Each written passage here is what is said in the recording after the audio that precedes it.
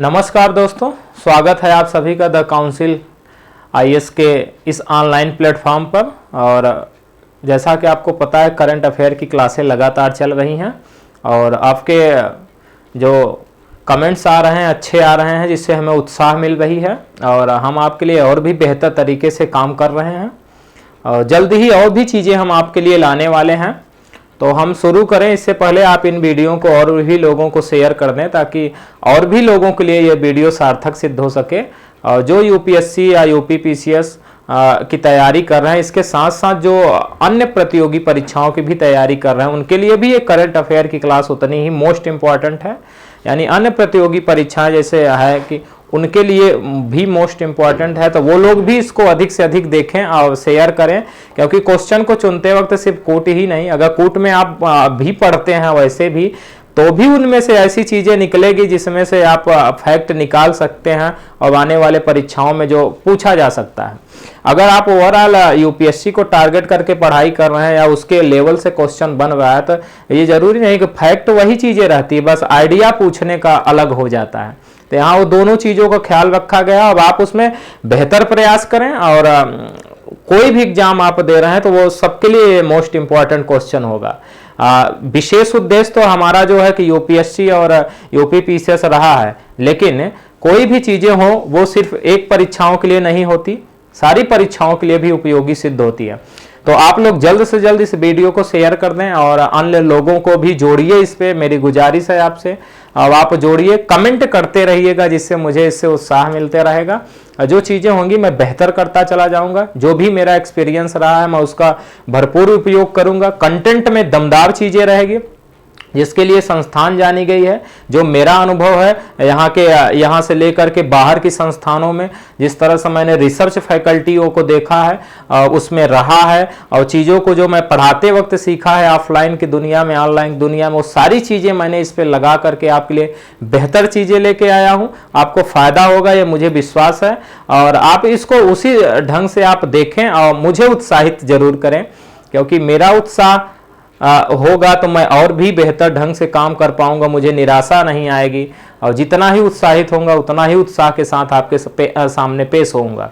तो आपके लिए भी तो प्लीज़ आप इसको शेयर करें, कमेंट करें, लाइक करें और ज़्यादा से ज़्यादा हमारे जो चैनल है द काउंसिल सिविल सर्विसेज उसको सब्सक्राइब कराएं। आप उसमें परिवार को लगातार जोड़ते जाइए। तो हम शुरू करें इस क्लास को। उससे पहले मैं आपको बता दूं कि हमारे यहाँ 22 नवंबर को नया ऑफलाइन बैच शुरू हो रहा है, फाउंडेशन कोर्स। आप उसमें शामिल होइए, जो यूपीपीसीएस और यूपीएससी को ध्यान में रखते हुए वो शुरू हो रहा है। तो हमारी संस्थान इलाहाबाद में, जिसको अब प्रयागराज बोला जाता है, उस जानी जाती है यहाँ पर, तो आप उसमें शामिल होइए और उसका फायदा लीजिए और आप अपने लक्ष्य को सार्थक करें। यही मेरी शुभकामनाएं आपके साथ है। इसी उद्देश्य से मैं आपके साथ भी जुड़ा हुआ हूं, ताकि आप सफल हों। तो हम शुरू करते हैं आज का क्वेश्चन। उससे पहले देखिए, आपके लिए कुछ कोटेशन यहाँ पे लिखे हुए हैं, इसको देखना है कि क्या है। ये कह रहा है कि यदि हर सुबह नींद खुलते आप किसी लक्ष्य को लेकर आप उत्साहित नहीं हैं, तो आप जी नहीं रहे हैं, सिर्फ जिंदगी काट रहे हैं। यानी हर सुबह नींद खुलते वक्त किसी लक्ष्य को लेकर आप में उत्साह नहीं है, तो आप जी नहीं रहे हैं, सिर्फ जिंदगी काट रहे हैं। तो आप जब भी उठें सुबह, तो एक नया लक्ष्य आपका होना चाहिए। जो लक्ष्य है आपका कि हमें इस लक्ष्य को पाना है, उस लक्ष्य को पाने के लिए आपको आज दिन भर जो मेहनत करनी है, उसके लिए आप सुबह उठते वक्त उत्साहित रहे। साइकोलॉजी भी यही कहती है कि सुबह उठते वक्त आपका दिमाग जिस चीजों पे ज्यादा जा रहा है, जिसको आप सोच रहे हैं, वही दिन भर मन करेगा करने के लिए। अगर आपका मन भटकाव में आया तो आप उस चीजों से दूर हो जाएंगे। तो आप हर सुबह जब उठें तो अपने लक्ष्य के प्रति उत्साहित दिखें और उत्साहित होकर के अपने कार्यों के प्रति निष्ठापूर्वक लग जाइए और यकीन मानिए एक दिन सफलता जरूर मिलेगी। तो हम शुरू करते हैं आज की क्लास। इस जो क्लास का पहला क्वेश्चन है वो हमारा है कि शहरी गतिशीलता सम्मेलन 2021, शहरी गतिशीलता सम्मेलन 2021 का मुख्य थीम क्या है। थीम पूछा जा रहा है कि इसका विषय क्या है मुख्य। हमारे ऑप्शन है मोबिलिटी फॉर ऑल, शहरी गतिशीलता के उभरते रुझान, और सी है गांव का शहरीकरण, और डी है इनमें से कोई नहीं। तो इसका सही उत्तर है ऑप्शन ए, यानी मोबिलिटी फॉर ऑल शहरी गतिशीलता सम्मेलन 2021 का मुख्य थीम है, यानी मुख्य विषय है मोबिलिटी फॉर ऑल।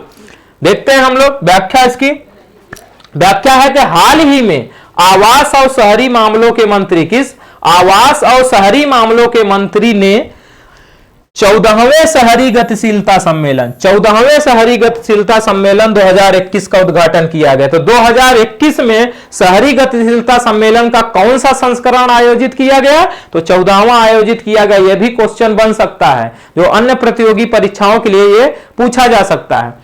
फिर इस वर्ष के सम्मेलन का मुख्य विषय है मोबिलिटी फॉर ऑल। क्या है? मोबिलिटी फॉर ऑल, जो समान पहुंच प्रदान करने और समावेशी शहरी परिवहन को बढ़ावा देने पर केंद्रित है। किस पे केंद्रित है? समान पहुंच प्रदान करने और समावेशी शहरी परिवहन को बढ़ावा देने पर केंद्रित है। यह आयोजन राष्ट्रीय और अंतर्राष्ट्रीय विशेषज्ञों, प्रौद्योगिकी और सेवा प्रदाताओं, नीति निर्माताओं, व्यवसायियों तथा शहरी परिवहन क्षेत्र के अधिकारियों को एक मंच पर लाता है, यानी इन सारे लोगों को एक मंच पर लाता है। तो यह शहरी गतिशीलता सम्मेलन का ये काम है। तो नेक्स्ट हम बढ़ते हैं क्वेश्चन पर।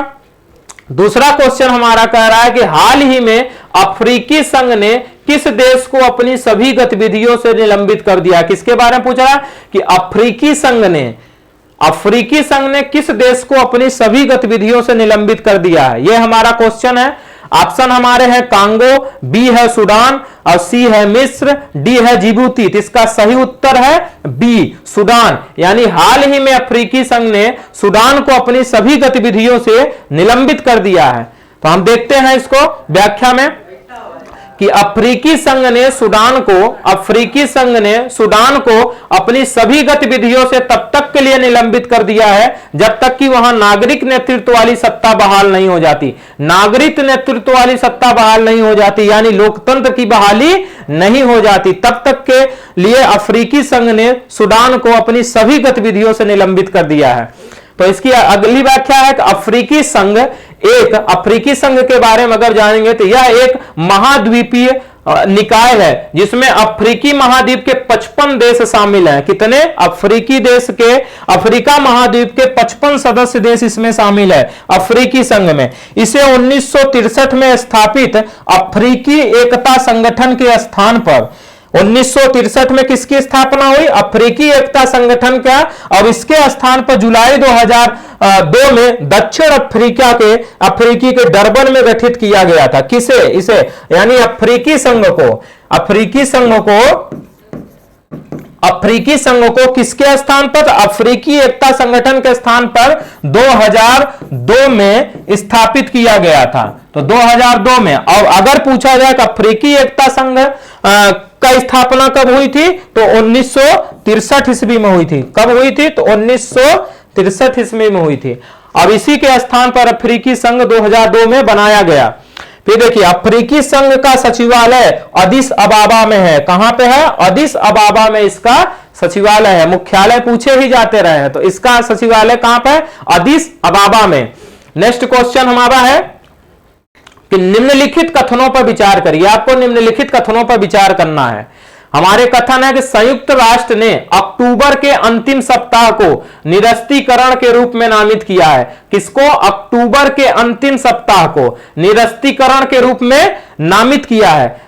और सेकंड हमारा कथन है कि संयुक्त राष्ट्र निरस्तीकरण आयोग का गठन 1952 में किया गया था। कब किया गया था? 1952 में, ऐसा हमारा कथन है। फिर नीचे दिए गए कूट का प्रयोग कर सही उत्तर चुनिए। आपको सही उत्तर चुनना है कि इसमें सही क्या है। केवल एक, केवल दो, एक और दो दोनों, न तो एक और न ही दो। तो इसका सही उत्तर है सी, यानी एक और दो दोनों इसके सही उत्तर हैं। देखिए, संयुक्त राष्ट्र ने अक्टूबर के अंतिम सप्ताह को निरस्तीकरण सप्ताह के रूप में नामित किया। आपसे ऐसे भी सवाल आ सकता है कि अक्टूबर के अंतिम सप्ताह को निरस्तीकरण सप्ताह के रूप में किस संस्था ने उसे नामित किया है? तो क्या होगा, संयुक्त राष्ट्र ने। और उसमें और भी ऑप्शन दे सकता है, तो आप संयुक्त राष्ट्र को याद रखिएगा कि अक्टूबर के अंतिम सप्ताह को उसने निरस्तीकरण सप्ताह के रूप में नामित किया है।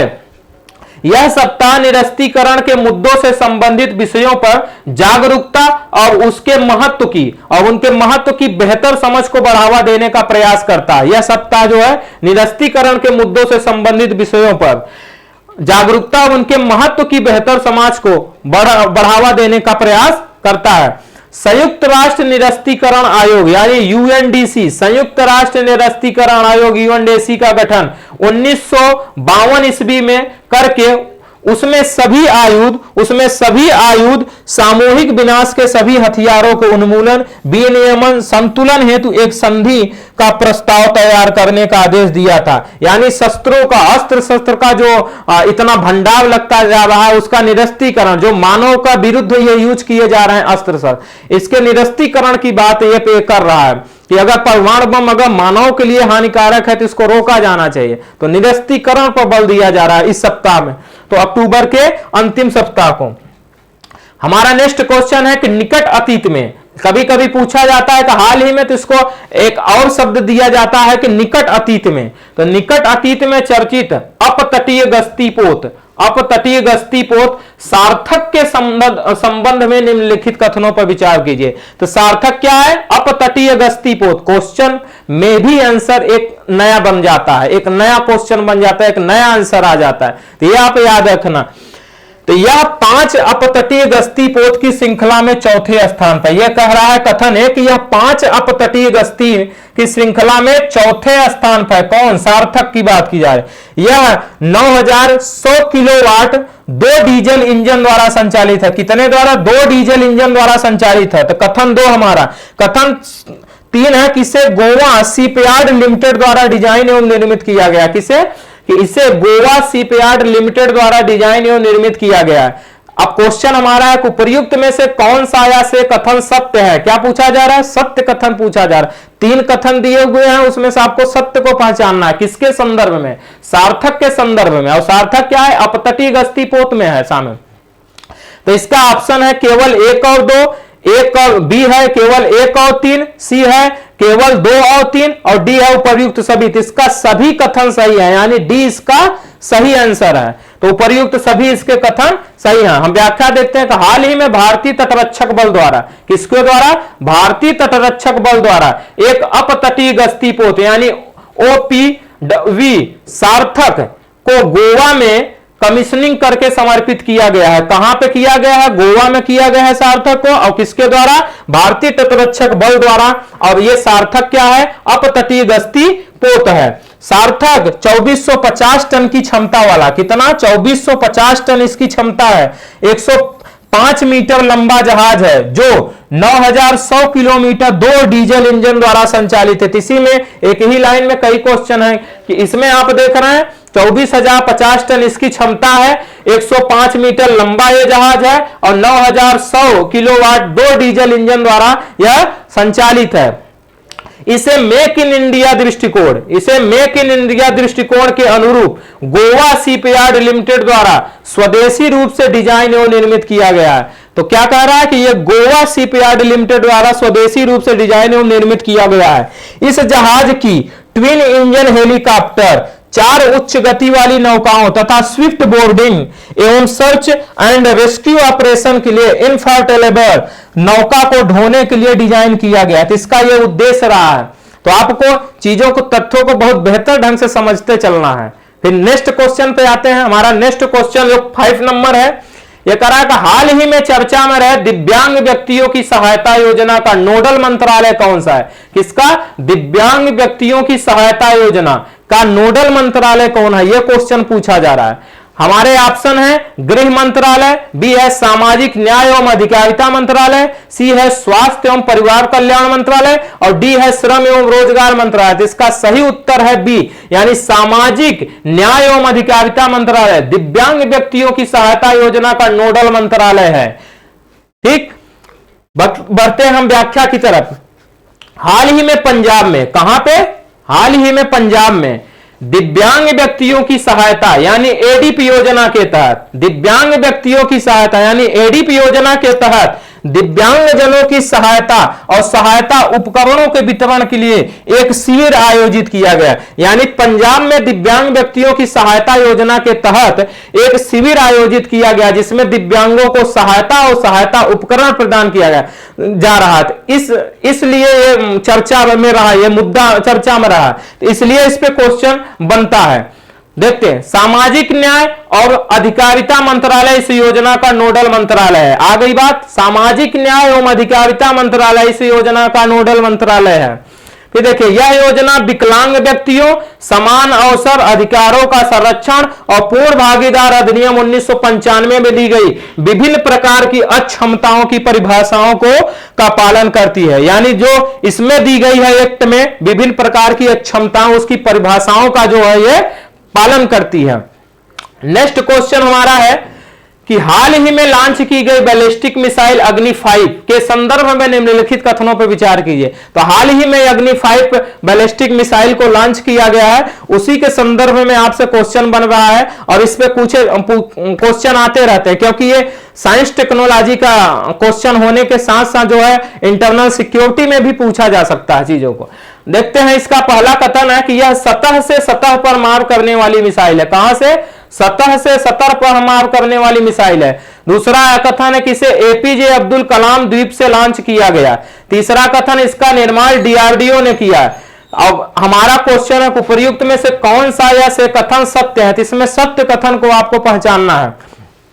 तो केवल 1 और 3, केवल 2 और 3 और केवल 1 और 2 और उपर्युक्त सभी। तो इसमें सही जो आंसर है उपर्युक्त सभी, यानी इसके जो भी कथन दिए गए वो सभी कथन सही हैं। जैसे कि यह सतह से सतह पर मार करने वाला बैलिस्टिक मिसाइल है। कौन? अग्नि 5 सतह से सतह पर मार करने वाली बैलिस्टिक मिसाइल है।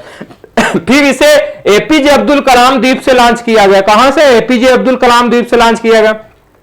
इसका निर्माण डीआरडीओ ने किया है। तो व्याख्या पाते हैं, देखिए 27 अक्टूबर 2021 को, कब? 27 अक्टूबर 2021 को भारत ने सतह से सतह पर मार करने वाली, सतह से सतह पर मार करने वाली बैलिस्टिक मिसाइल अग्नि 5 का सफल परीक्षण किया है। तो अग्नि 5 का जो है सफल परीक्षण किया है। इस मिसाइल को ओडिशा तट के एपीजे अब्दुल कलाम द्वीप से लॉन्च किया गया। कहां से किया गया है? तो एपीजे अब्दुल कलाम द्वीप से लॉन्च किया गया। यहां एक क्वेश्चन और बन सकता है कि एपीजे अब्दुल कलाम द्वीप कहां पे स्थित है, किस राज्य में स्थित? तो आप यहां देखिए ओडिशा तट के पास में है। यह मिसाइल 3 चरणों वाले, यह मिसाइल 3 चरणों वाले ठोस ईंधन वाले इंजन का उपयोग करती है जो 5000 किलोमीटर की सीमा तक के लक्ष्यों को मार सकती है। आपसे पूछ ले अग्नि 5 कितने चरणों वाले ठोस ईंधन वाले इंजन का उपयोग करती थी? 3 चरणों वाले में। एक एक चीजों को आपको ध्यान से रखना है क्योंकि एक एक शब्द पर ही क्वेश्चन बन जाते हैं यहां पर। फिर देखिए, इस मिसाइल का निर्माण रक्षा अनुसंधान विकास संगठन यानी डीआरडीओ ने किया है। अग्नि 5 मिसाइल का पहला परीक्षण अप्रैल 2012 में, तो अग्नि 5 मिसाइल का जो पहला परीक्षण हुआ था अप्रैल 2012 में हुआ था तथा अंतिम परीक्षण 2018 में हुआ था। अब जाकर के 2021 में इसका एक सफल परीक्षण और भी किया गया है। तो अब अंतिम, अगर 2018 के बाद आगे अगर इस पे क्वेश्चन कभी भविष्य में बनता है तो अंतिम रूप से यह भी पूछा जा सकता है अगर आगे अग्नि 5 का कभी और परीक्षण होता है तो अंतिम की जगह यह आ जाएगा। अभी अंतिम कब हुआ था? 2018 में। और अभी हाल ही में 27 अक्टूबर, अभी की खबरें हैं, ज्यादा दिनों नहीं हुआ, 27 अक्टूबर 2021 को इसका सफल परीक्षण किया गया है। तो हम आते हैं नेक्स्ट क्वेश्चन, 7वां नंबर क्वेश्चन हमारा कि किस उद्देश्य से हर घर दस्तक अभियान शुरू किया जाएगा? हर घर दस्तक अभियान शुरू किया जाएगा। हमारे कथन है और ऑप्शन है कोविड-19 टीकाकरण अभियान को बढ़ावा देने के लिए। किसके लिए? तो कोविड-19 जो है टीकाकरण अभियान को बढ़ावा देने के लिए। बी है स्वच्छ जल की पूर्ति के लिए, यानी सी है मुक्त शिक्षा को बढ़ाना, और डी है परिवार नियोजन पर ध्यान देने हो। तो इसका सही उत्तर जो है ऑप्शन ए है, यानी कोविड-19 टीकाकरण अभियान को बढ़ावा देने के उद्देश्य से हर घर दस्तक अभियान शुरू किया जाएगा। व्याख्या देखते हैं हमारा, कोविड-19 टीकाकरण अभियान को बढ़ाने के उद्देश्य से, कोविड-19 टीकाकरण अभियान बढ़ाने के उद्देश्य से हर घर दस्तक अभियान शुरू किया जाएगा। केंद्रीय स्वास्थ्य मंत्रालय ने इस अभियान को शुरू करने के लिए कहा है। इन्होंने ये बोला है कि हर घर में, हर जगह पर, हर जिलों में, हर राज्य में इसके वैक्सीन पहुंचनी चाहिए, जिससे कोविड पर हम लोग विजय प्राप्त कर सके, जिससे हम लोग उनसे लड़ सके। तो इसलिए इन्होंने कहा है कि हर घर दस्तक इसको दिया जाना चाहिए, वैक्सीनेशन को। फिर देखिए, इस अभियान के तहत वैक्सीन वैन की शुरुआत की जाएगी और दैनिक आधार पर समीक्षा की जाएगी। इसके तहत वैक्सीन वैन की शुरुआत की जाएगी, यानी एक वैक्सीन वैन बनाई जाएगी जो पहुंच करके वहां पर वैक्सीन को लगाएगी। फिर पहुंचते हैं नेक्स्ट क्वेश्चन, हम लोग देखते हैं। नेक्स्ट क्वेश्चन हमारा है कि हाल ही में किसके द्वारा the changing wealth of Nations 2021 यानी the changing wealth of nation 2021 report प्रकाशित की गई, किस संस्था द्वारा की गई है, यही क्वेश्चन हमारा पूछा जा रहा है। ऑप्शन है संयुक्त राष्ट्र संघ, बी है अंतरराष्ट्रीय मुद्रा कोष, सी है विश्व बैंक और डी है विश्व व्यापार संगठन। तो इसका सही उत्तर है विश्व बैंक, यानी विश्व बैंक ने the changing wealth of nation 2021 report प्रकाशित की है।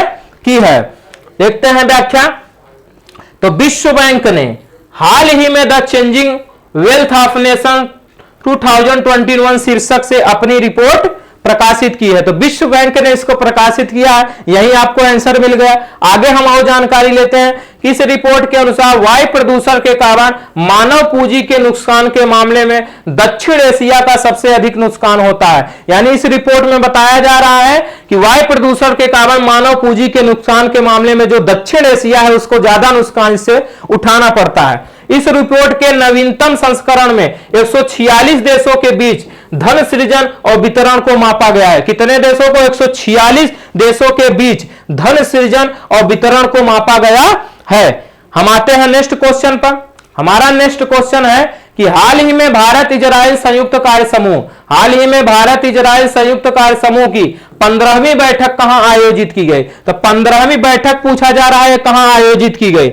इसके ऑप्शन है नई दिल्ली, सी है तल अवीव, बी है तल अवीव, सी है गोवा और डी है गुजरात। तो इसका सही उत्तर है तल अवीव, यानी हाल ही में भारत इजराइल संयुक्त कार्य समूह की 15वीं बैठक तल अवीव में आयोजित की गई। देखते हैं 27 अक्टूबर 2021 को, कब? 27 अक्टूबर 2021 को भारत इजराइल संयुक्त कार्य समूह की 15वीं बैठक तल अवीव, और तल अवीव कहां पे है? इजराइल में तल अवीव है, वहां पर इसका आयोजन किया गया। इसमें द्विपक्षीय रक्षा सहयोग पर भारत इजराइल संयुक्त कार्य समूह ने साथ मिलकर काम करने के लिए नए क्षेत्रों की पहचान हेतु तो व्यापक 10 वर्षीय रोड मैप तैयार करने के लिए टास्क फोर्स बनाने पर सहमति व्यक्त की है। हमारा बैठक की सह अध्यक्षता भारतीय रक्षा सचिव डॉक्टर अजय कुमार, यानी इसकी सह अध्यक्षता कौन कर रहे हैं भारत की तरफ से? तो भारतीय रक्षा सचिव डॉक्टर अजय कुमार और इजराइल के रक्षा मंत्रालय के महानिदेशक मेजर जनरल जो सेवानिवृत्त हो गए हैं अमीर एसेल ने की। तो ये जो है, ये दो लोग इसकी जो है संयुक्त अध्यक्षता कर रहे हैं। नेक्स्ट क्वेश्चन और आज का लास्ट क्वेश्चन हमारा 10वां क्वेश्चन है। जैसा कि मैं आपको पहले बताया था कि अभी हम 10 क्वेश्चन को टारगेट करके चल रहे हैं, 10 क्वेश्चन लेके आ रहे हैं। हमारे जो है आपके कमेंट, आपका उत्साह देख करके हम और भी चीजों को ले आने वाले हैं जल्द ही। जैसे ये चीजें आएंगी आपको देखने को मिलेगा और हम लगातार आपके लिए बेहतर करते जाएंगे ताकि आपको अलग जगह से, प्लेटफॉर्म से आपको पढ़ने की जरूरत ना पड़े। आपको एक ही चैनल पर सारी चीजें मिल जाएगी और आप बेहतर ढंग से, बेहतर कंटेंट के साथ, दावे के साथ ये होगा कि हाँ, आप अगर इसमें लगे हुए हैं तो आपको आने वाली परीक्षाओं में जिस भी लक्ष्य के लिए आप लगे हैं वो पूर्ण होगा। ये मैं कहता हूं क्योंकि मेरा अनुभव इस कंटेंट में रहा है। मैंने इसमें बुकें भी लिख रखी है, देखा मैंने कि करंट अफेयर पर, तो वहां से सारी चीजें आई हुई हैं। तो मुझे उत्साह लगा कि नहीं, हमें इस पे और बेहतर काम करना चाहिए और वो बेहतर काम करने के लिए आपसे जुड़ना मेरे लिए बेहद जरूरी था। तो मैं आपसे जुड़ा हूं, आप भी मुझे प्यार दें और चीजों को बहुत अच्छे ढंग से लेकर चले। आप कमेंट करते रहे जिससे मुझे उत्साह मिलता रहेगा।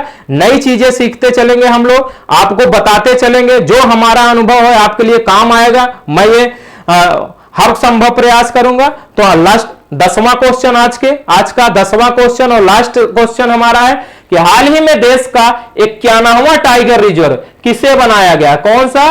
51 टाइगर रिजर्व किसे बनाया गया। यह भी टाइगर रिजर्व पे भी बहुत सारे क्वेश्चन आते हैं। तो हाल ही में 91वां टाइगर रिजर्व, इसी से आपको समझ में आ रहा है कि भारत में टाइगर रिजर्व की कुल संख्या कितनी है, तो 51 है। इसी से क्वेश्चन से ही समझ में आ जा रहा है कि भारत में अगर टाइगर रिजर्व की, जैसे वनडे के एग्जाम है उसमें पूछ लेगा कि भारत में टाइगर रिजर्व की संख्या कितनी है, 91, हाल ही की घटना है।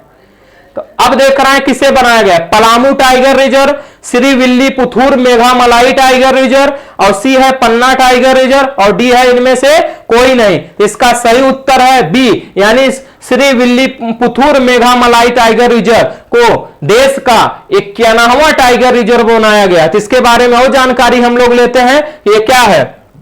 देखिए 8 फरवरी 2021 को, कब, 8 फरवरी 2021 को तमिलनाडु सरकार ने, किस सरकार ने, तमिलनाडु सरकार ने केंद्र सरकार की मंजूरी के बाद राज्य का 5वां, यानी तमिलनाडु का यह 5वां होगा, और देश का 91वां tiger reserve Srivilliputhur Meghamalai tiger reserve बनाने का आदेश पारित किया था। कब किया था, 8 फरवरी 2021 को, और यह राज्य का 5वां है और देश का 91वां टाइगर रिजर्व है, ये याद रखना। इस टाइगर रिजर्व में श्रीविल्लीपुथूर, ग्रिजेल्ड गिलहरी और मेघामलाई वन्यजीव ब्राह्मण को भी शामिल किया गया है। पलामू टाइगर रिजर्व जो हमारे अन्य ऑप्शन में थे, पलामू टाइगर रिजर्व झारखंड में तथा पन्ना टाइगर रिजर्व मध्य प्रदेश में स्थित है। हमारे जो और ऑप्शन उसमें लिखे हुए थे कि पलामू टाइगर रिजर्व ये झारखंड में है और पन्ना टाइगर रिजर्व जो है मध्य प्रदेश में स्थित है। तो ये जो है हमारा आज का लेक्चर रहा। आज इसको क्वेश्चन को आप देखिए, इसकी पीडीएफ आपको जो है टेलीग्राम चैनल पे मिल जाएगी, द काउंसिल सिविल सर्विसेज के नाम से। जो हमारा टेलीग्राम चैनल है आपके डिस्क्रिप्शन बॉक्स में उसको लिखा गया है। डिस्क्रिप्शन बॉक्स में मैंने एक बहुत सारा लंबा सा एक लेख लिख रखा है, आप उसमें उसको पढ़िए और देखिए कि उसमें क्या बताई जा रहे हैं कि जो जरूरत है हम चीजों के लिए, क्या क्या चीजों पर ध्यान देने की जरूरत है, वो सारा चीजें मैं डिस्क्रिप्शन बॉक्स पे दे रहा हूं। आप वीडियो को प्लीज शेयर करते रहें। और हमारे यहाँ जो संस्था में ऑफलाइन बैच शुरू हो रहा है बेस्ट फैकल्टी के साथ, जिसके लिए काउंसिल आईएएस जानी जाती है, उसमें आप शामिल हो और देखें बेहतर अपने आप को जो है धारदार अपने आप के लक्ष्य को लाइए, अपने चीजों को तैयार करिए और अपने लक्ष्य को सार्थक करें। आप सफल हो, इसी शुभकामनाओं के साथ। Thank you.